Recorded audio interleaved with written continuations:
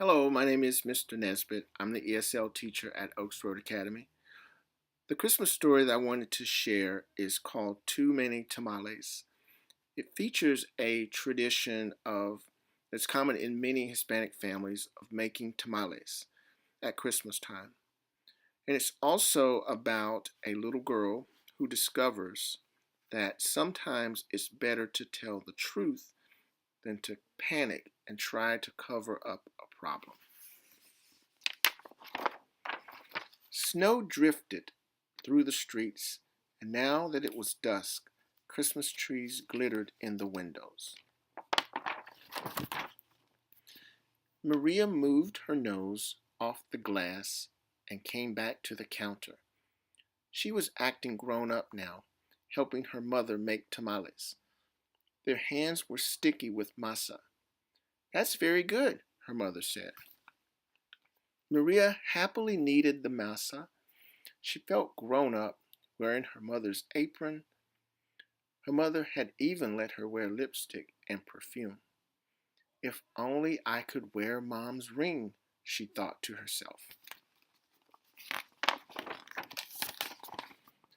Maria's mother had placed her diamond ring on the kitchen counter. Maria loved that ring. She loved how it sparkled, like their Christmas tree lights. When her mother left the kitchen to answer the telephone, Maria couldn't help herself. She wiped her hands on the apron and looked back at the door.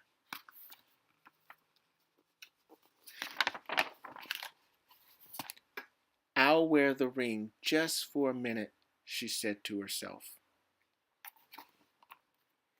The ring sparkled on her thumb.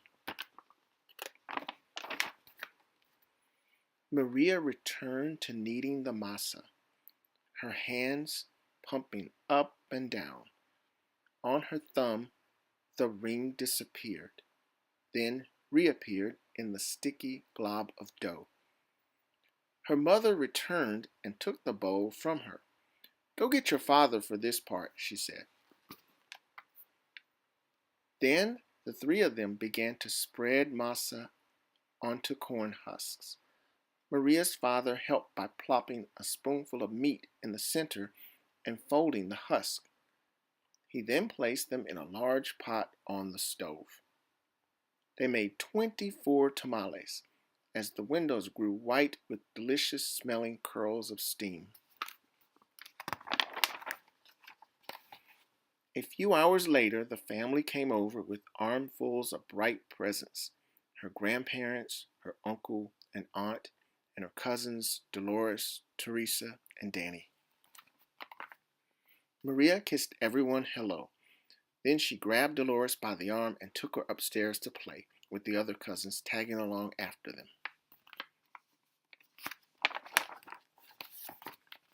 They cut out pictures from the newspaper, pictures of toys they were hoping were wrapped and sitting underneath the Christmas tree. As Maria was snipping out a picture of a pearl necklace, a shock spread through her body.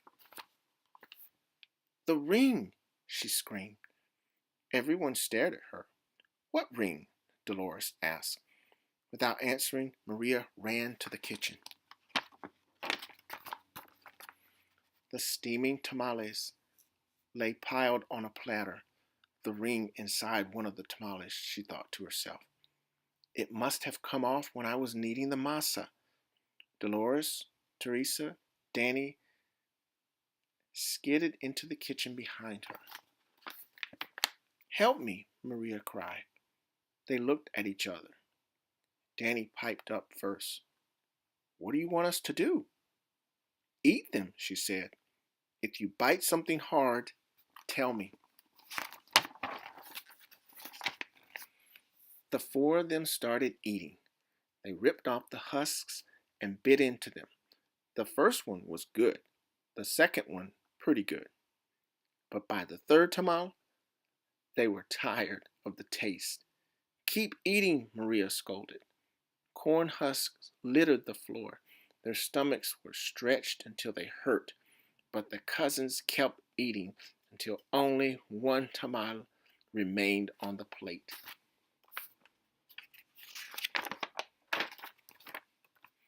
"This must be it," she said. "The ring must be in that one. We'll each take a bite. You first, Danny." Danny was the youngest, so he didn't argue. He took a bite. Nothing. Dolores took a bite. Nothing. Teresa took a bite. Still nothing.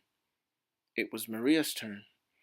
She took a deep breath and slowly, gently bit into the last mouthful of tamale. Nothing. "Didn't any of you bite something hard?" Maria asked. Danny frowned. "I think I swallowed something hard," he said. "Swallowed it?" Maria cried, her eyes big with worry. She looked inside his mouth. Teresa said, "I didn't bite into anything hard, but I think I'm sick." She held her stomach with both hands. Maria didn't dare look into Teresa's mouth. She wanted to throw herself onto the floor and cry. The ring was now in her cousin's throat, or worse, his belly. How in the world could she tell her mother? "But I have to," she thought.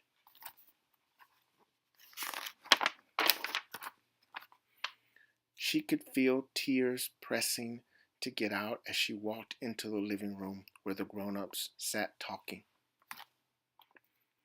They chatted so loudly that Maria didn't know how to interrupt. Finally, she tugged on her mother's sleeve. "What's the matter?" her mother asked. She took Maria's hand. "I did something wrong," Maria sobbed. "What?" her mother asked. Maria thought about the beautiful ring that was now sitting inside Danny's belly and got ready to confess. Then she gasped. The ring was on her mother's finger, bright as ever. "The ring!" Maria nearly screamed. Maria's mother scraped off a flake of dried masa. "You were playing with it," she smiled gently.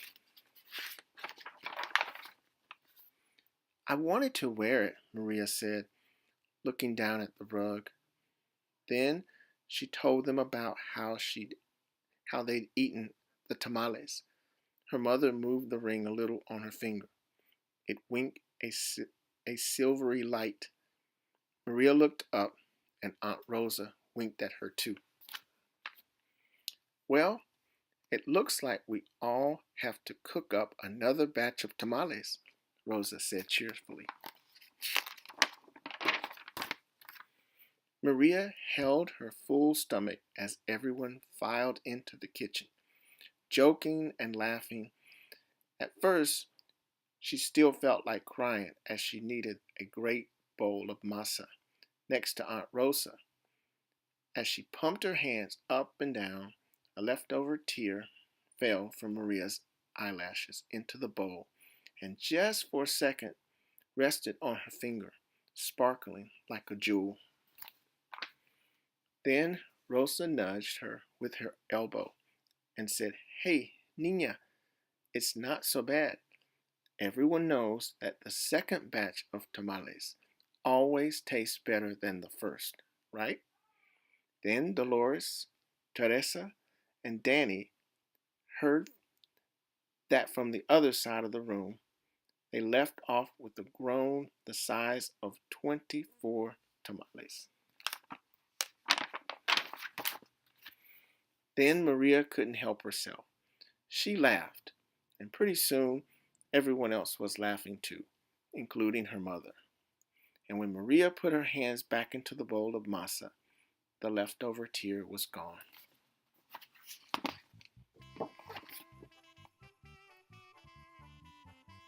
Hope you enjoyed the story. Hope everyone has a wonderful rest of your winter break.